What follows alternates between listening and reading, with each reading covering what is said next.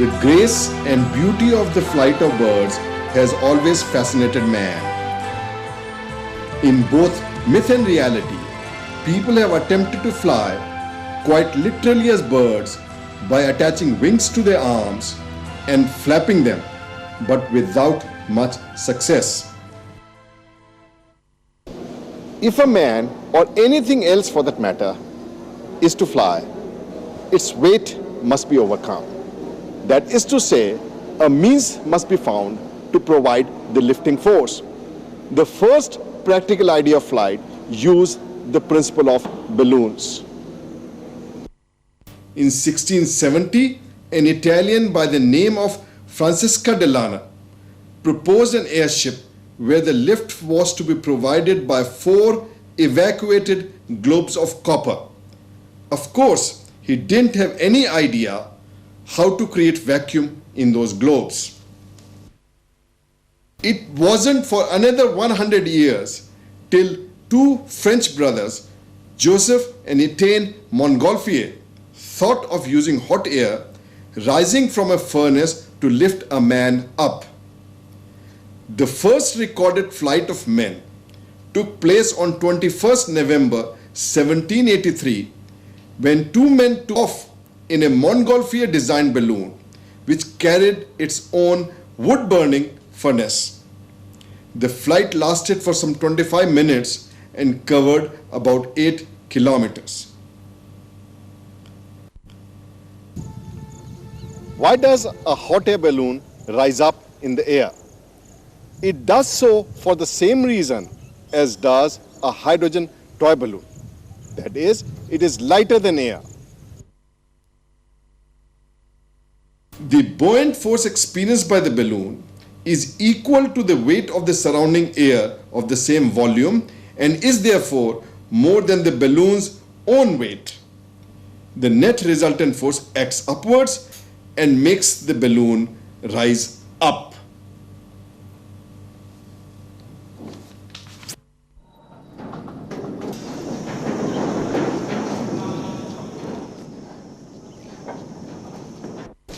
But unlike the balloons, the birds and aircrafts are definitely not lighter than air. So what keeps them up in the air? The forces that are responsible for the flight of heavier than air objects are aerodynamic in nature. That is, they depend upon the dynamic interaction of air and the objects moving through it. An aircraft is so shaped so as to generate the required aerodynamic forces. In this presentation, we explore the way an aircraft flies and show that the typical shape of an aircraft with its large wings, a long boom carrying a horizontal and a vertical tail, and the shallow V that the 2 halves of the wings make, can be explained by simple to understand principles.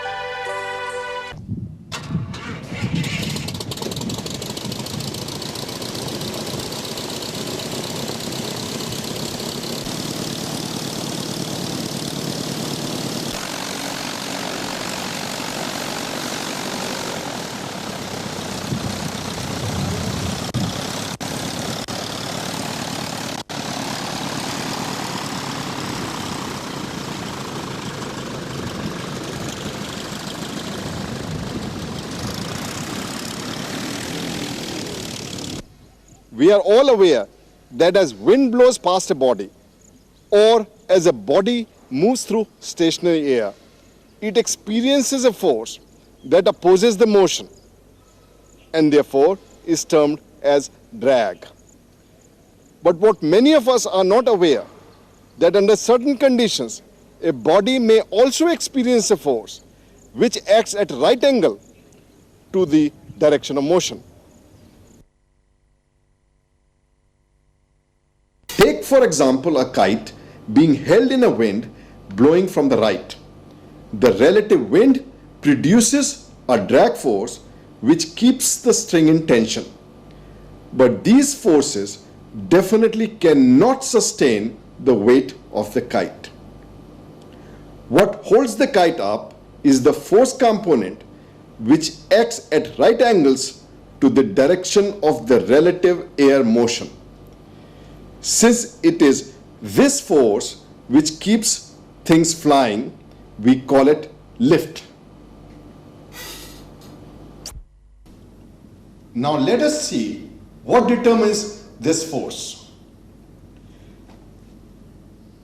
As an aircraft flies, its wing surface is so arranged that it makes a small angle with the horizontal. Thus, when an aircraft flies horizontally, the wind comes onto it horizontally, and with the aircraft wing at an angle, there is an angle with which the wing bites the air. This angle is termed the angle of attack or the angle of incidence. Careful experiments have shown that within limits, the lift force depends upon this angle of attack. The more the angle of attack, the more is the lift force. In addition, the lift force depends upon the area of the wing and on the square of the forward speed of the aircraft. Thus, we can say lift depends upon the angle multiplied by the area and the speed squared.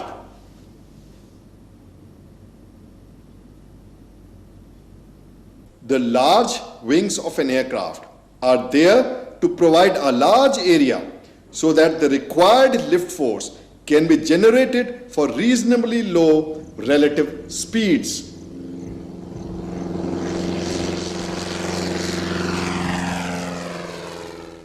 Note that an aircraft must acquire a minimum speed before it can fly.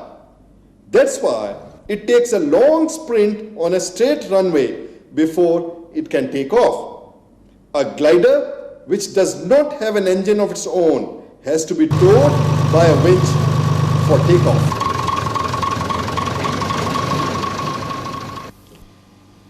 If we consider the lift force generated by a wing as its payoff, then the drag force that it experiences must be considered as the cost, since this drag force must be overcome to maintain the requisite speed of the wing. The engine of an aircraft is there to provide a thrust to overcome the drag.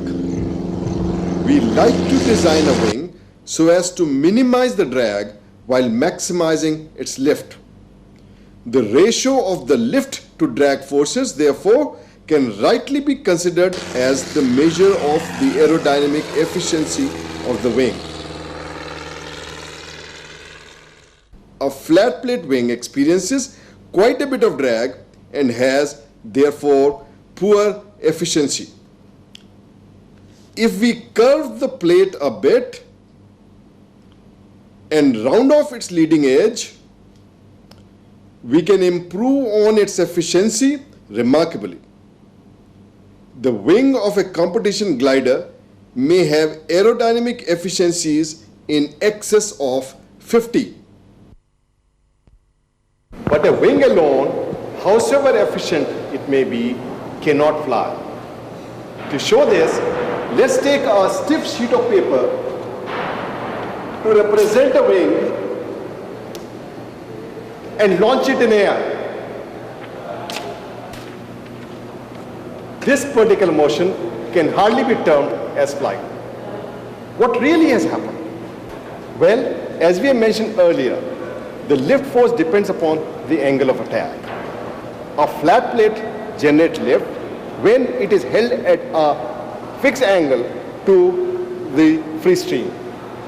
But why should a thin piece of paper remain in a fixed attitude?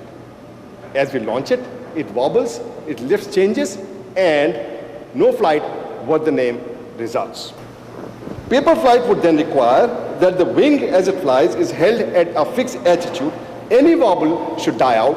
That is, if the wing deflects from its given angle, it should try to come back to the same attitude.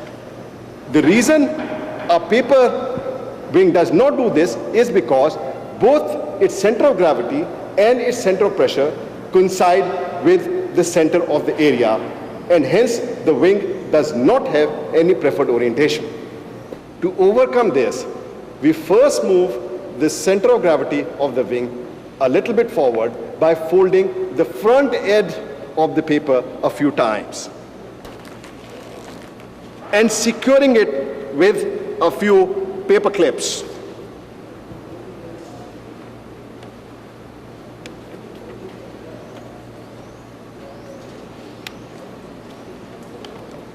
Now as we launch it, it quickly acquires a stable attitude, a nose down one. This has happened because the center of gravity and center of pressure are now at two distinct points. The separation of lift and weight now creates a moment that results in plunging the nose down. If we bring a force to counteract this nose down moment, we can hope to get a better flight. Now we take this wing and scratch on its trailing edge a little so that the wing is curled up a bit. Now as the wing dives, the pressure of gushing air on the curved edge pushes it down, bringing the nose up. The dynamic balance of the nose up moment and the earlier nose down moment gives a stable attitude, and the wing glides majestically. In an aeroplane, this nose up motion is achieved by providing a separate plane. This is called horizontal stabilizer.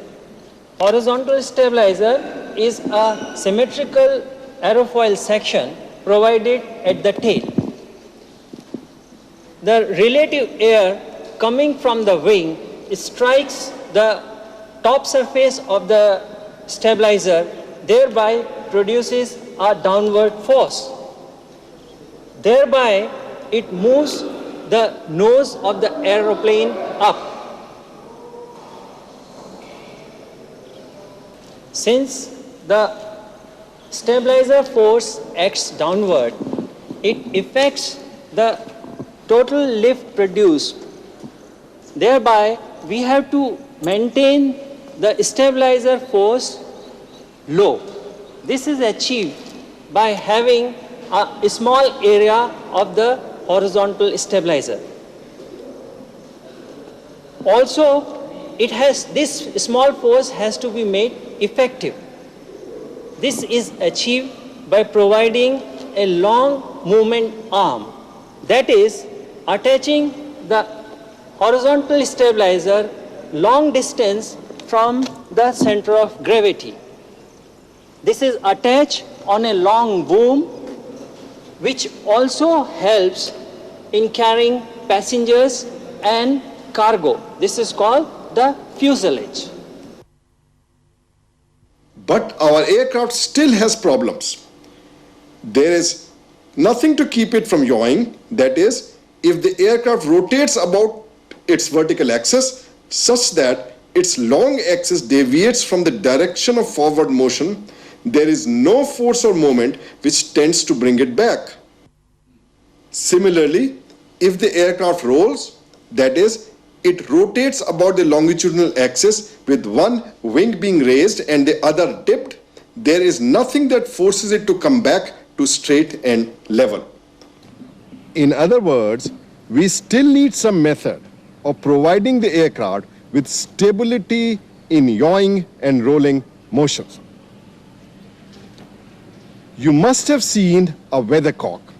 It always points in the direction in which the wind is coming. Let us examine how it works. When the wind blows past the flat area of a weathercock, the wind force can be assumed to act on the center of pressure. The large tail area of this ensures that the center of pressure is situated behind the vertical axis of rotation. The wind pressure acting on this center of pressure can then rotate the weathercock to align with the direction of wind, such that the nose of the weathercock always points in the direction of the oncoming wind.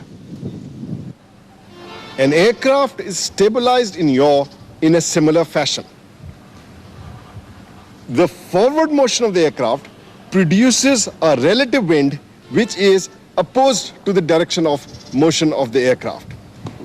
If we can make this aircraft behave like a weathercock, it will always point in the direction of relative wind. For this, we have to keep the center of pressure of the aircraft behind the centroid of the aircraft.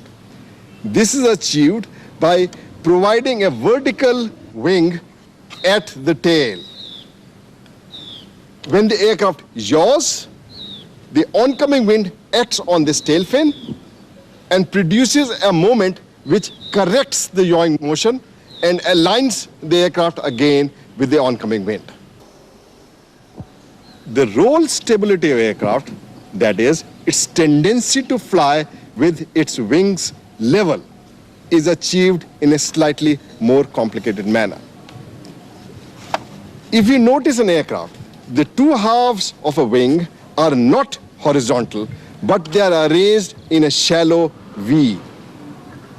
This shallow V is known as dihedral in the language of aeronautics. And this dihedral is responsible for keeping the wings flying level. This is achieved in a manner, the explanation of which is slightly more complicated than can be explained here. This completes the description of the way a conventional aircraft looks. The large wing area provides the necessary lift to overcome the weight and defy the gravity. But a wing alone, if it is to fly, must be at a fixed angle to the direction of air. And to keep this at a fixed angle, we provide a stabilizer or a stabilizing surface, which give it a moment to keep it at a fixed angle.